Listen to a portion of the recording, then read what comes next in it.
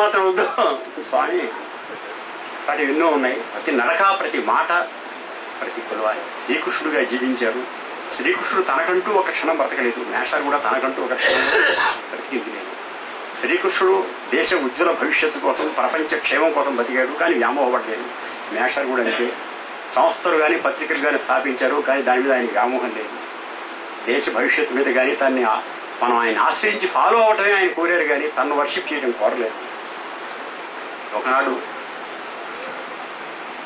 కాకినాడలో ఒకడిని ఎవరినో దున్నపోతని తిట్టారు. వాడు ప్రేయర్ మధ్యలో వస్తున్నాడు, వాడు దున్నపోతున్నారు. అయ్యో పాపం వీడు దున్నపోతున్నారే, నేనెందుకు బాధపడ్డా.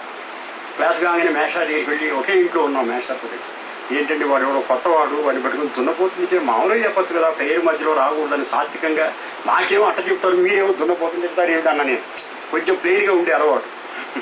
ఏదైనా బయట లోపల అనుకోవడం కంటే బయటికి మేషాలు నేడు చేసుకోవడం మంచిది కదండి.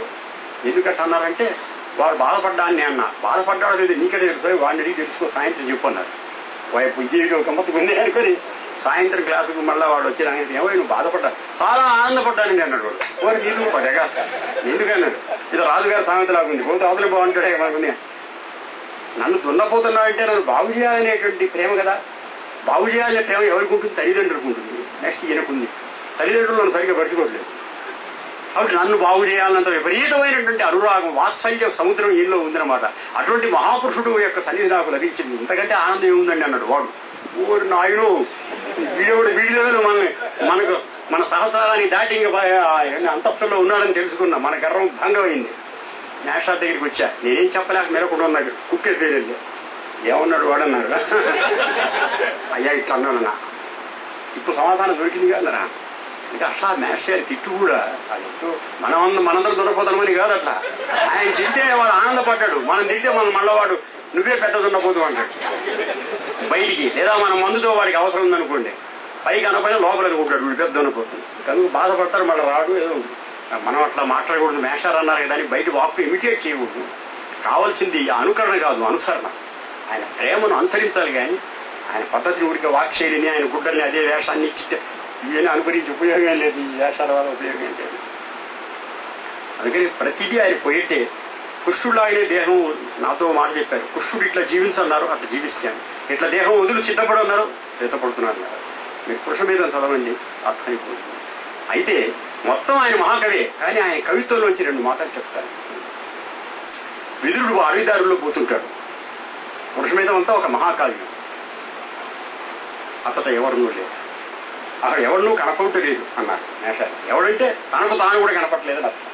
అంటే ఆ పోతున్న దారిలో శ్రీకృష్ణ స్మరణలో ఉన్నాడు. భగవత్ స్మరణ ఎంత గొప్పది అంటే అంతర్యామి స్మరణ, తన అస్తిత్వం కూడా తనకు గుర్తు లేని స్థితి అని అర్థం. ఆ మాట ఇంత వ్యాఖ్యానం ఉండే అక్కడ లేదు, ఊరికి తనకు ఎవరినూ కనపడలేదన్నారు. అట్లాగే ఉద్ధవుడు కృష్ణుడు కలుస్తారు, చివరిలో మాట్లాడుతుంటారు సంభాషణ.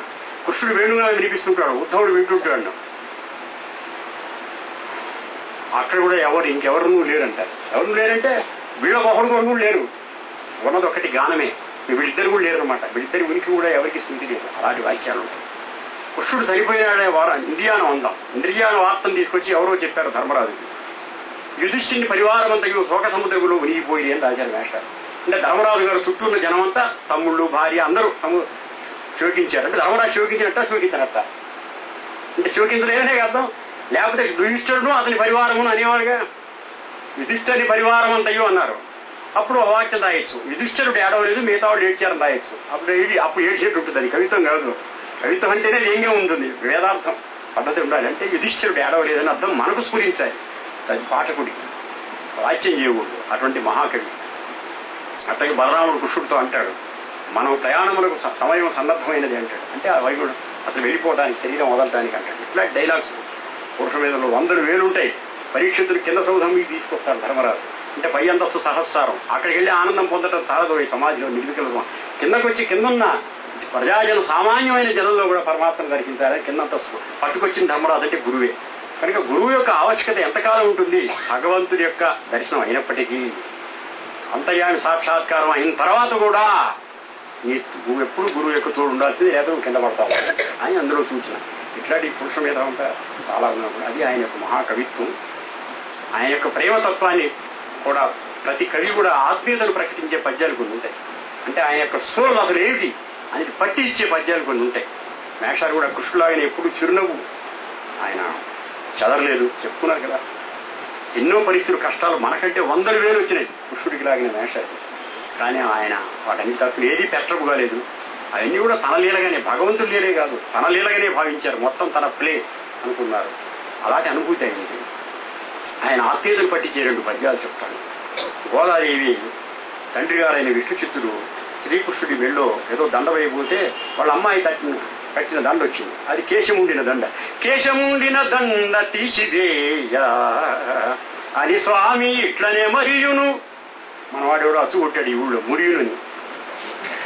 నేను మేషాలతో అన్నా ఇది బాగానే ఉందండి అన్న అంటే మురిశాను. వాడు అచ్చు ముద్రా రాష్ట్రం కొట్టినా ముద్రా దైవతంలాగా ఉందండి అన్న. నేను ఊరికి గమ్మత్తుగా ఒకసారి అంటే ఆయనతో తమాషాలు ఉంటాయిలేండి. నీకు మతి లేదని ఒకసారి తిట్టేద్దాం తచ్చెట్టు తిట్టం మొదలు పెడితే ఆసోదిగా గంట సేపు తిడుతుంటారు. అదే పనిగా మా వాడికి అనుభూతి అంతా ఇక్కడ దగ్గర ఉన్న వాళ్ళందరికీ అనుభూతి అంతా కూడా. మొదట్లో బాధగా ఉండేది, అలవాటైంది రాదు ఏముంది ఆనందం లేదు. కాళేశ్వరరావు గారు చెప్పినట్టుగా సైంటిఫిక్ రైట్. మతి లేదు అని తిట్టారు. 1 అరగంట చూసి ఇసుగు కొట్టి మాకు మతి